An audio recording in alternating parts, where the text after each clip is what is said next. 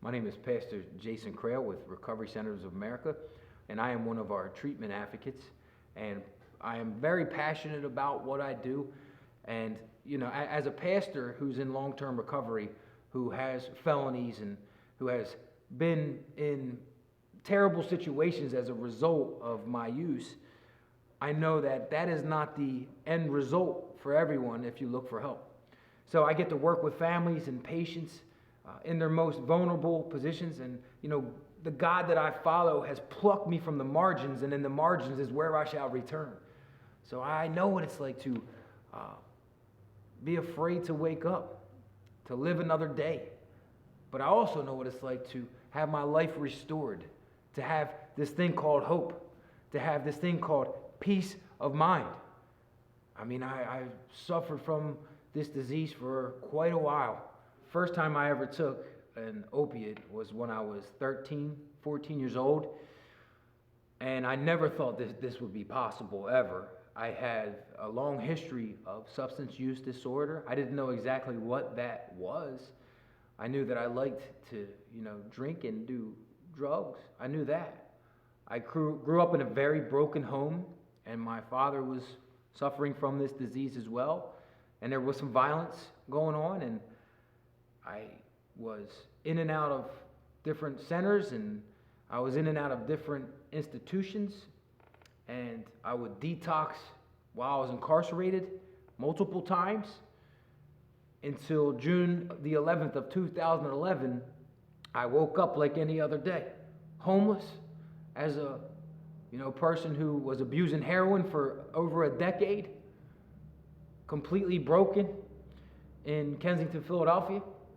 In my complete brokenness and desperation, I asked for help. I called home to my mother, who I haven't seen in over a year, who I robbed, sleep, pride, possessions, you name it. Didn't matter what it was, I took it.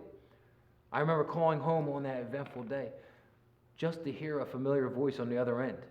And my stepfather answered the phone. And he told my mom, "It's your youngest son on the phone." And she says, "I don't want to talk to him. I'm prepared to bury him." Now, that probably wasn't the first time that she said that, but it was the first time that I felt it. And my stepfather shifted the course of my life forever. He said, "Listen, I know I'm not your dad, but I do love you like I am." 3 words, "I love you," driven by the power of God, had the power to change my life. And I said the greatest prayer that I've ever said then and now: "God, I need help." And I got it. I got it. Right there in an abandoned building in Kensington, Philadelphia. I had this revolutionary experience that everything was going to be okay. At a time when I thought my life was over, God intervened in my life, and I realized that it was finally just beginning. And so I turned myself in to authorities, crazy experiences, and they put me in a holding cell. And so right there in this holding cell, I was sick as ever. I look over at the edge of the bench, and I see a Bible was sitting there. I didn't have any spiritual upbringing in my life.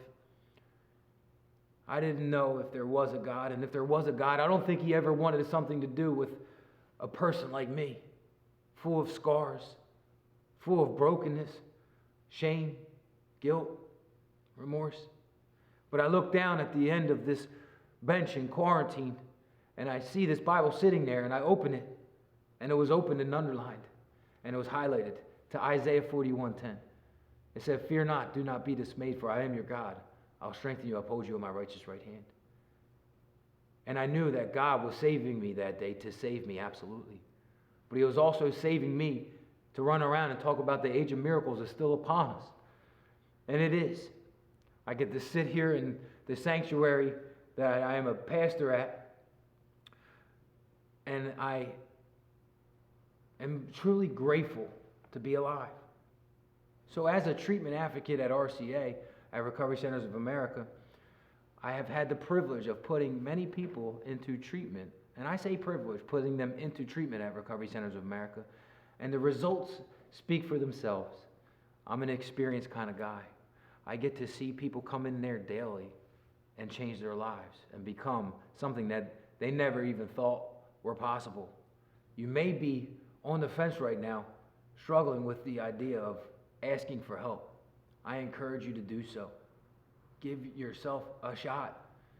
We see the numbers of people passing away from this disease on the rise daily. But I'm here to tell you that I also see people liberated from this thing who never thought that they could get it. You may be sitting there thinking to yourself, I don't know.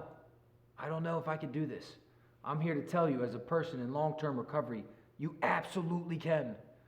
Even though this is the most lowest point of your life, it is not over. You are not finished yet. This does not define you. I praise God for everything that I've ever done because it puts me to where I am today. I wake up every morning and I don't want to destroy myself. Any day I open my eyes, that's the true blessing. Anything that comes after is just a bonus. And I've been given a lot of bonuses in this life. But peace in the stream of life is the greatest one that I've ever been given. And here at Recovery Centers of America, we can help you navigate that. You may be watching this and be asking yourself, well, how do I go about this? It's not hard. You just got to have a little bit of willingness. Or you may know somebody who has been struggling with this disease and they need help. Well, it is available. As a pastor, I'm not here to tell you what to believe. Whether you believe in God or you just believe in good, just remember, I believe in you. It doesn't matter where you come from, what type of faith, religion, background you have, or you have no faith at all. We are open and available and ready to help anybody. I never thought that I could be where I am in life today with the peace that I have. But here I am. The only thing I had to do was ask for help. That's some of the hardest things to do when you suffer from this disease, because it wants you alone. It really wants to kill you, but if it can't, it will settle for you alone.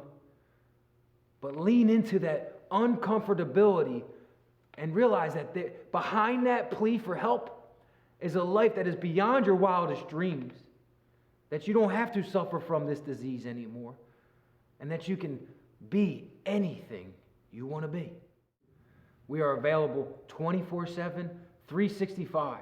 No matter where you are, we will pick up the phone and we will help you. Even if you just want to talk to me and have somebody to talk to, I'm more than available. All you have to do is ask for help.